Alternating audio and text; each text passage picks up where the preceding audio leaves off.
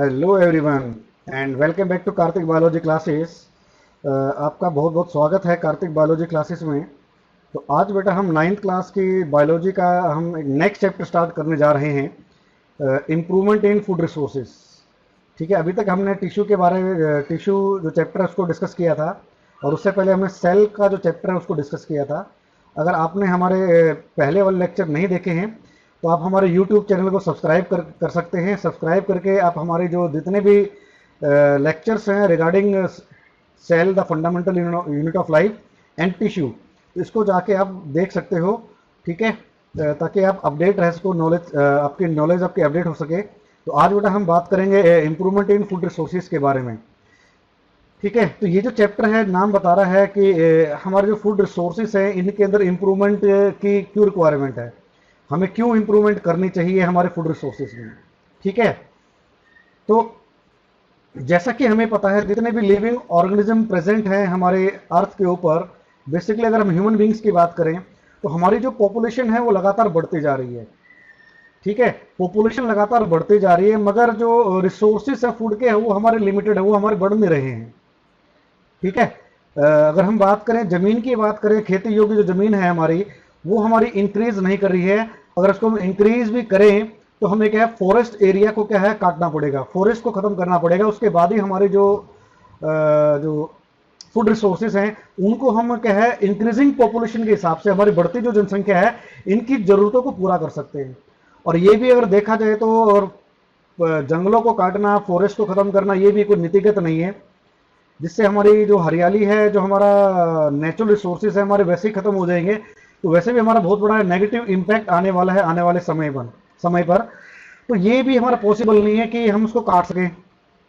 ठीक है, तो फॉरेस्ट को एरिया काट के हम नई जमीन तैयार करें, खेतियों की जमीन तैयार करें, ताकि हमें जो बढ़ती जनसंख्या है उसको हर तरह की जो जरूरत है भोजन की, जो रिसोर्सेज की, फूड रिसोर्सेज की, उसको पूरा कर सकें। तो नीतिगत सही नहीं है। तो हमें क्या करना होगा, हमें हमारे जो प्रेजेंट जो रिसोर्सेज हैं हमारे पास अभी, इन रिसोर्सेज को और इंप्रूव करना पड़ेगा। इतना इंप्रूव करना पड़ेगा कि जो हमारी जो प्रेजेंट जो पॉपुलेशन है इनकी जरूरतों को तो पूरा कर सके, बल्कि जो आने वाली जनरेशन है उनकी भी जरूरतों को भी हम क्या है लगातार पूरा कर सकें। तो इसीलिए हमें हमारे जो फूड रिसोर्सेज हैं जो अभी अवेलेबल हमारे पास है, जिनको हम यूज कर रहे हैं, इनका ही क्या किया जाए, इनका ही इंप्रूवमेंट किया जाए।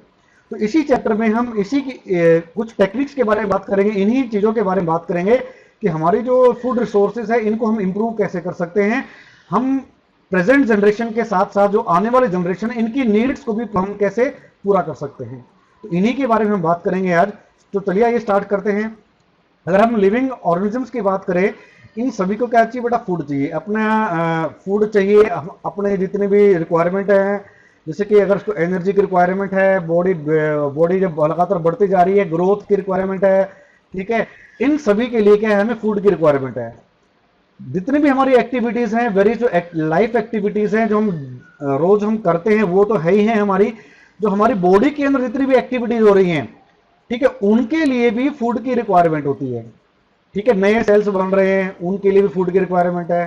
ठीक है, हमारे बॉडी के जो सेल्स लगातार काम कर रहे हैं उनके लिए भी एनर्जी की रिक्वायरमेंट होती है। हमारी ग्रोथ हो रही है, हम पैदा होके बड़े हो जाते हैं, हमारी हाइट बढ़ती है, साइज बढ़ता है, वेट बढ़ता है, तो इनके लिए भी फूड की रिक्वायरमेंट है। ठीक है, हमारे जो बोन्स है इनको मिनरल्स की रिक्वायरमेंट है। ये मिनरल्स की रिक्वायरमेंट किससे पूरी होगी बेटा, फूड से ही होती है। तो इसीलिए हमें क्या है, फूड की रिक्वायरमेंट होती है। अगर हम बात करें सोर्सेज ऑफ फूड की, तो हमारे पास बेटा दो तरह के सोर्सेज है फूड के। There are two sources of food, एक हमारा क्या प्लांट्स और दूसरा हमारे पास क्या एनिमल्स। ठीक है, इन सब की रिक्वायरमेंट को पूरी करने के लिए, ठीक है, हमारी बॉडी की सारी रिक्वायरमेंट्स को पूरी करने के लिए ग्रोथ की रिक्वायरमेंट है, डेवलपमेंट की रिक्वायरमेंट है, और बॉडी को रिपेयर करने की रिक्वायरमेंट है। हमारी बॉडी क्या अपने आप को रिपेयर करती है, तो उन सब की रिक्वायरमेंट हमारे फूड से ही पूरी हो सकती है।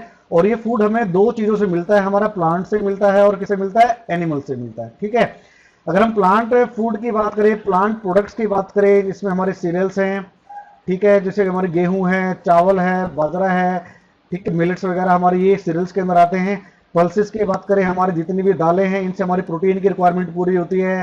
सीरियल्स की बात करें तो इनसे हमारी क्या है, जो कार्बोहाइड्रेट्स है, ये एक तरह का एनर्जी फूड है हमारा, जिससे हमें कार्बोहाइड्रेट की पूर्ति होती है, उससे हमारी क्या बॉडी को एनर्जी मिलती है, ठीक है।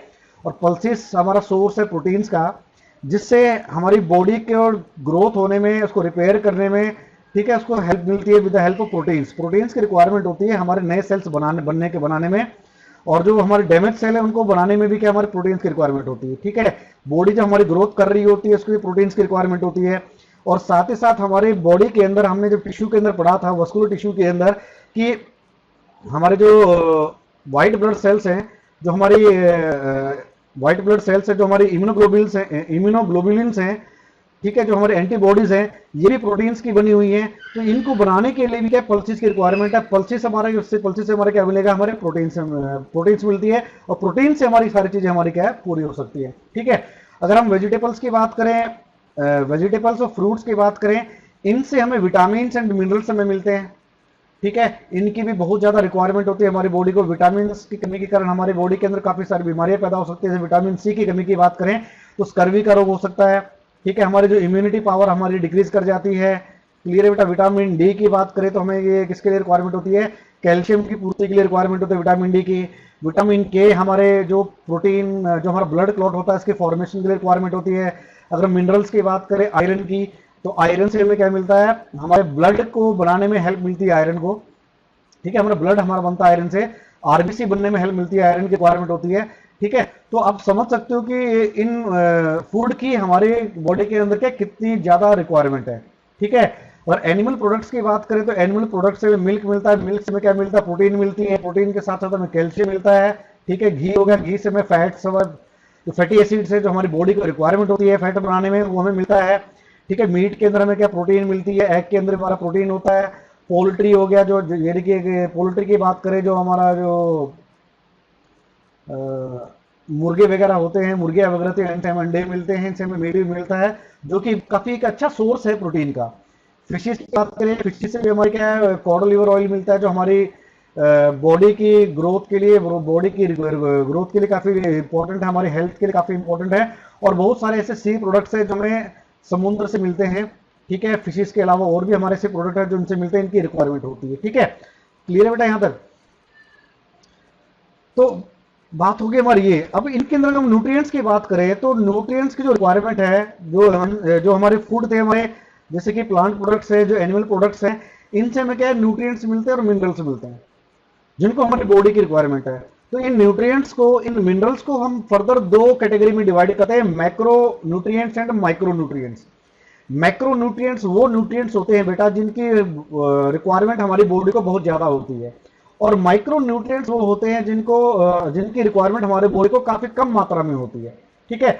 मैक्रो न्यूट्रिएंट्स की बात करें, जैसे कि कार्बन है और नाइट्रोजन है, ठीक है, फॉस्फोरस है, पोटेशियम है, सल्फर है, इनको हमारी बॉडी के अंदर का रिक्वायरमेंट बहुत ज्यादा होती है। इसके अलावा अगर माइक्रो न्यूट्रिएंट्स की बात करें, जो जिंक हो गया हमारा, सेलेनियम हो गया हमारा, ठीक है, तो इस तरह के जो एलिमेंट्स हैं, इनको हमारी बॉडी को क्या है, कम मात्रा में रिक्वायरमेंट होती है। जितने भी हमारे विटामिन हैं, जैसे कि विटामिन, अगर बात करें विटामिन सी की बात होगी, और दूसरे जो विटामिन है, इनको भी हमारी बॉडी को क्या कम मात्रा में रिक्वायरमेंट होती है। तो ये हमारे किसके अंदर आते हैं, माइक्रो न्यूट्रिएंट्स के अंदर आते हैं, ठीक है। मैक्रो न्यूट्रिएंट्स क्लियर हो गया बेटा। मैक्रो न्यूट्रिएंट्स वो न्यूट्रिएंट्स होते हैं जिनको हमारी बॉडी को लार्ज अमाउंट में रिक्वायरमेंट होती है, और जो माइक्रो न्यूट्रिएंट्स होते हैं उनकी रिक्वायरमेंट हमारी बॉडी को क्या है, कम मात्रा में होती है, वो कहलाते हैं माइक्रो न्यूट्रिएंट्स, ठीक है। तो ये बात हम ऑलरेडी डिस्कस कर चुके हैं। जैसे कि हमारी पॉपुलेशन इंक्रीज हो रही है, तो इनकी डिमांड को भी पूरा करना है हमें, ठीक है। ये डिमांड हमारी कब पूरी हो सकती है, डिपेंड करती है हमारे किसके ऊपर, जब हम प्लांट एंड एनिमल्स के जो प्रोडक्ट्स हैं, इनकी प्रोडक्शन है, इनसे हमें जो फूड मिलता है, इनकी प्रोडक्शन को हम बढ़ाएं, तब जाके हमारी क्या ये रिक्वायरमेंट है पूरी होती है, ठीक है। तो अगर हम इतिहास की बात करें, इतिहास में जो हमारे इंडियन पॉपुलेशन की रिक्वायरमेंट को पूरा करने के जो हमारे साइंटिस्ट हैं, उन्हें काफी सारे एफर्ट्स किए थे ताकि हमारे फूड की प्रोडक्शन को बढ़ाया जा सके। सबसे पहला इसमें हमारा आया था ग्रीन रिवोल्यूशन। जो हमारे ग्रीन रिवोल्यूशन का मतलब है, हमारे जो व्हीट की प्रोडक्शन है, ठीक है, सीरियल्स की जो प्रोडक्शन हमारी काफी मात्रा में हमारी इंक्रीज हो गई थी, तो वो उसे हम कहते हैं ग्रीन रिवोल्यूशन, ठीक है। स्वामीनाथन तो हमारे जो थे हमारे, जिन्होंने क्या ग्रीन रिवोल्यूशन में काफी, स्वामीनाथन सॉरी, अब कुरियन, डॉक्टर कुरियन थे, जिन्होंने काफी हेल्प की थी हमारे यहाँ इस तरह के रिवोल्यूशन लाने में, ठीक है। तो ग्रीन रिवोल्यूशन हो गया हमारा रिगार्डिंग द सीरियल्स की प्रोडक्शन बढ़ाने में, ब्लू रिवोल्यूशन की बात करें फिशेस की प्रोडक्शन बढ़ाने में, व्हाइट रिवोल्यूशन की बात करें तो व्हाइट रिवोल्यूशन हमारा है रिगार्डिंग द मिल्क, मिल्क की प्रोडक्शन हमारी बढ़ाने की जो बढ़ी है हमारी, वो हमारे अंडर द व्हाइट रेवोल्यूशन बढ़ी है। और साथ ही साथ हमारी एक नेक्स्ट हमारे येलो रेवोल्यूशन, ठीक है, येलो रेवोल्यूशन हमारी रिप्रेजेंट करती है ऑयल की प्रोडक्शन को। हमारी जो ऑयल की जो प्रोडक्शन की जो क्षमता है वो बड़ी है, ये हमारा इसे कहते हैं येलो, येलो रिवोल्यूशन कहते हैं। क्या कहते हैं बेटा? येलो रिवोल्यूशन कहते हैं। क्लियर है? Green revolution, blue revolution, white revolution and yellow revolution. Green जो रिवोल्यूशन है वो हमारे रिप्रेजेंट करती है किसको? सीरियल्स की प्रोडक्शन को। ब्लू रिवोल्यूशन में रिप्रेजेंट करती है फिशेस की इंक्रीज प्रोडक्शन को। व्हाइट रिवोल्यूशन में रिप्रेजेंट करती है किसको? मिल्क की प्रोडक्शन को। और येलो जो रिवोल्यूशन क्या रिप्रेजेंट करती है किसको बेटा? ऑयल की प्रोडक्शन को। तो आपके लिए मेरा एक क्वेश्चन है, तो ये जो ग्रीन रिवोल्यूशन है, ब्लू रिवोल्यूशन है, व्हाइट रिवोल्यूशन है, येलो रिवोल्यूशन है, तो येलो इनके जो जनक हैं वह किनके कारण ये रिवोल्यूशन हुई थी, इन साइंटिस्ट के नाम आपको मुझे ढूंढ कर लिख भेजने हैं। नेक्स्ट जो वीडियो हम नेक्स्ट जो लेक्चर होगा उसमें उसके बारे में बात करेंगे कि ग्रीन रिवोल्यूशन के जन्मदाता कौन थे, जन्मदाता कौन थे, ब्लू रिवोल्यूशन के जन्मदाता कौन थे। तो आपको इन क्वेश्चंस का आंसर लिख के मुझे भेजना है कि इनके जन्मदाता कौन थे। ठीक है बेटा? अगर हमें प्रेजेंट रिसोर्सेज को यूज करके अपने फूड रिसोर्सेज को बढ़ाना है तो उसके लिए जो हमारी एक टेक्निक है मेन है हमारी, वो जो एक जो सोच है, वो हमारी सोच कौन सी है? सस्टेनेबल एग्रीकल्चर की। ठीक है? अब सस्टेनेबल एग्रीकल्चर क्या है? सस्टेनेबल एग्रीकल्चर वो एग्रीकल्चर है जिसके तहत हम आज की जनरेशन की नीड्स को पूरा करते हुए, भाई इसके अकॉर्डिंग हमारे क्या मीनिंग है बेटा? प्रेजेंट जनरेशन की नीड्स को तो हम पूरा करें ही करें, और जो फ्यूचर की जो जनरेशन है इनकी जरूरतों को भी ध्यान में रखते हुए हम हमारे जो रिसोर्सेज है इनको हम यूज करें। ठीक है? ये क्या है बेटा? Sustainable use of present resources. जो हमारे फूड रिसोर्सेज है उनका सस्टेनेबल यूज किया जाए ताकि हम प्रेजेंट जो जनरेशन हमारी इसकी जरूरतों को तो पूरा करें ही करें, बिना किसी हमारे जो फ्यूचर जनरेशन उनकी जरूरतों को नुकसान पहुंचाए बिना। ठीक है? ताकि उनकी जरूरतें भी हमारी क्या है हम पूरी कर सके, जो हमारे आने वाली जनरेशन है इनकी जरूरतों को भी हम पूरा कर सके बिना अपने इन्वायरमेंट को खराब किए, बिना अपने वातावरण को, अपने पर्यावरण को खराब किए बिना हम आज की जरूरतों को भी पूरा करते रहें और हमारे आने वाले जनरेशनों की जो जरूरतें हैं उनको भी हम क्या है पूरा कर पाए। ये जो सिस्टम है ये कहलाता है आपका सस्टेनेबल एग्रीकल्चर। ठीक है? तो सस्टेनेबल जो एग्रीकल्चर है हम कैसे अचीव कर सकते हैं बेटा? By mixed farming, by mix cropping, crop rotation के द्वारा, क्रॉप सिलेक्शन के द्वारा, वेराइटल इंप्रूवमेंट के द्वारा। तो इन सभी टॉपिक्स को आने वाले लेक्चर्स में बारी बारी डिस्कस करेंगे कि मिक्स क्रॉपिंग क्या होती है, मिक्स फार्मिंग क्या होती है, क्रॉप रोटेशन क्या होता है, क्रॉप सिलेक्शन क्या होता है और वेराइटल इंप्रूवमेंट क्या होती है। ठीक है? तो इन स्टेप्स के द्वारा हम क्या कर सकते हैं बेटा? सस्टेनेबल एग्रीकल्चर को हम अचीव कर सकते हैं। क्लियर है यहां तक बेटा? अब एडवांटेजेस क्या है सस्टेनेबल एग्रीकल्चर के? तो ये क्या करती है बेटा? It achieves the integration of natural biological cycles and control. तो नेचुरल जो बायोलॉजिकल साइकिल जैसे कार्बन साइकिल है, नाइट्रोजन साइकिल है, इस तरह के जो हमारे साइकिल्स हैं जो जिसके द्वारा हम न्यूट्रिएंट्स को क्या कर सकते हैं? रिसाइकिल कर सकते हैं, दोबारा से रिसाइकिल कर सकते हैं, सॉइल के अंदर दोबारा से इंटीग्रेट कर सकते हैं, डाल सकते हैं। तो ये भी एक बड़ा फायदा है। हमारी जो डिपेंडेंसी है, जो आर्टिफिशियल जो हमारे जो केमिकल फर्टिलाइजर है इन पे हमें डिपेंड कम करना पड़ेगा, हमारे इन्वायरमेंट को क्या नुकसान कम पहुंचेगा। तो ये भी एक बहुत बड़ा फायदा है सस्टेनेबल एग्रीकल्चर का। ठीक है? और सेकंड हमारा फायदा है कि ये हमारी जो सॉइल की फर्टिलिटी है इसको बचाती है और इसको लगातार क्या है दोबारा से रिन्यू करती रहती है, दोबारा से रिसाइकिल करती रहती है। ठीक है बेटा? एक सेकेंड ये हो गया हमारा एडवांटेज होगी किसकी? कि हमारी अगर हम सस्टेनेबल एग्रीकल्चर की टेक्निक को अपनाते हैं तो ये हमारी सॉइल के फर्टिलिटी को बचा के रखती है, बचाने के साथ साथ ये क्या इसको रिन्यू भी करती है, इसको दोबारा से सुधारती भी है। ठीक है? और सस्टेनेबल एग्रीकल्चर का एक फायदा ये भी है, हमें डिपेंडेबल और एक एडिक्वेट इनकम का सोर्स हमें मिल जाता है, जो कि हमारा जैसे कि मिक्स क्रॉपिंग की बात करें, मिक्स्ड फार्मिंग की बात करें, तो इनके द्वारा और वैरायटी इंप्रूवमेंट की बात करें तो हमारी जो डिपेंडेंसी है इससे क्या हमारी इनकम बढ़ती है। ठीक है? अगर फसल खराब हो भी जाए तो हमारे दूसरी फसल से हमें क्या हमारी इनकम आती रहती है। तो इस तरह की जो डिपेंडेंसी है हमारी इनकम की, ये भी हमारे क्या प्रोवाइड करती है सस्टेनेबल एग्रीकल्चर। इसके अलावा ये एक अपॉर्चुनिटी प्रोवाइड करती है हमें फैमिली फार्मिंग के लिए एंड फार्म कम्युनिटीज के लिए। ठीक है, हम डिफरेंट टेक्निक्स को यूज कर सकें, डिफरेंट मेथड्स को यूज कर सकें, और डिफरेंट और जो रिसोर्सेज है उनको भी हम एम्प्लॉय कर सकें। हम एग्रीकल्चर के साथ साथ, मतलब खेती तो करें ही करें, खेती के साथ साथ और दूसरे ऐसे तरीके अपनाएं जिससे कि हमारा क्या फैमिली फार्मिंग हमारी हो सके और फार्म की जो कम्युनिटीज है उनको हमें क्या फायदा पहुंच सके।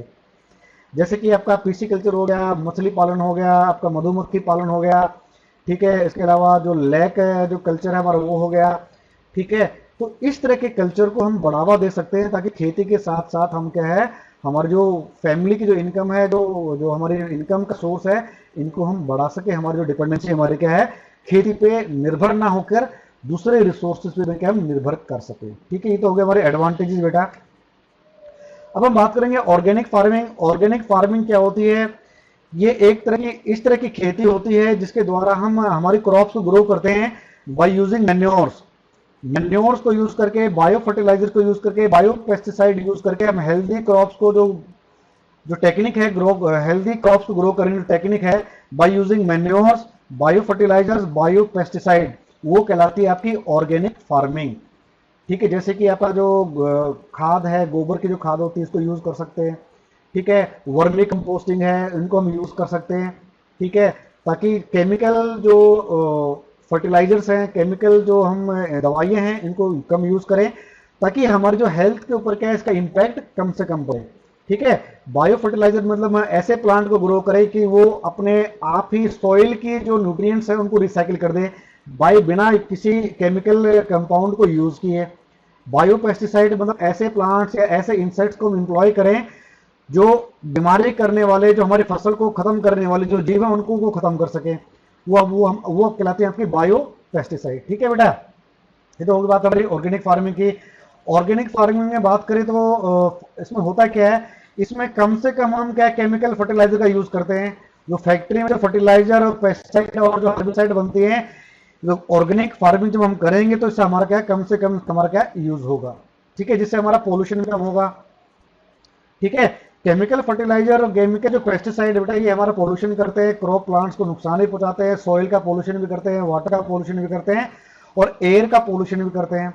ठीक है, अगर हम ऑर्गेनिक फार्मिंग करेंगे तो हमारे इन पोल्यूशन से हमें क्या, हम इन पोल्यूशन के होने से हम क्या है बच सकते हैं। ठीक है, बायो फर्टिलाइजर की बात करें, जैसे कि मैंने बताया, नाइट्रोजन फिक्सिंग ऑर्गेनिज्म को हम यूज करें। ठीक है, बैक्टीरिया को यूज करें ताकि वो नेचुरली प्राकृतिक तौर से क्या है नाइट्रोजन को फिक्स कर सके सॉइल के अंदर। ठीक है, बायो पेस्टिसाइड वो ऑर्गेनिज्म होते हैं जिनका एक्सट्रैक्ट हम यूज करते हैं। जो वीड्स होती है हमारी, जो खरपतवार होती हैं या दूसरे जो इंसेक्ट होते हैं जो हमारे जो क्रॉप है, जो हमारी फसल है उसको नुकसान पहुंचाते हैं, उनको हम इनसे दूर कर सकते हैं with the help of bio pesticide. ठीक है बेटा, with the help of bio pesticide. अब एडवांटेजेस क्या है ऑर्गेनिक फार्मिंग की? हमारा जो पर्यावरण इसको कोई भी पोल्यूशन नहीं होता है, हम एनवायरमेंटल पोल्यूशन से बच सकते हैं।